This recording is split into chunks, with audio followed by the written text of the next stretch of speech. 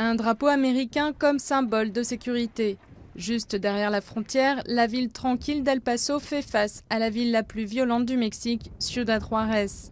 El Paso est devenu un refuge pour les défenseurs des droits de l'homme qui cherchent protection. Saúl Reyes Salazar et sa famille ont payé le prix fort pour leur activisme. En 2006, le président mexicain Felipe Calderón déclare la guerre au cartel. 2 ans plus tard, il envoie l'armée à Ciudad Juárez. Saúl Reyes et sa famille ont alors dénoncé des enlèvements et des meurtres qu'ils ont attribués aux militaires. Nous étions particulièrement menacés parce qu'on ne se taisait pas. Et je pense que le gouvernement était parmi ceux qui étaient le plus intéressés à ce qu'on nous bâillonne. Depuis, 6 membres de la famille de Saúl ont été assassinés.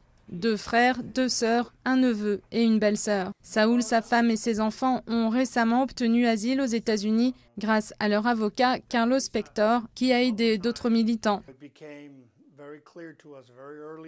C'est devenu évident pour nous qu'il y avait une répression systématique pour quiconque critiquait le gouvernement mexicain. Une vingtaine de défenseurs de droits de l'homme ont été tués dans l'État du Chihuahua depuis 2008. Ces images d'une caméra de surveillance du gouvernement de cet État montrent le meurtre de Maricela Escobedo.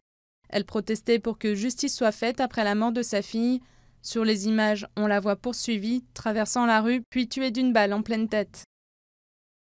Norma Andrade est une autre mère de famille qui cherche des réponses après l'assassinat d'une de ses filles. Elle a été la cible de tirs à 6 reprises. Elle a survécu, a déménagé à Mexico où elle est attaquée de nouveau. Sa fille Malou est aussi militante, elle a reçu de nombreuses menaces et sa maison à Ciudad Juárez a été incendiée.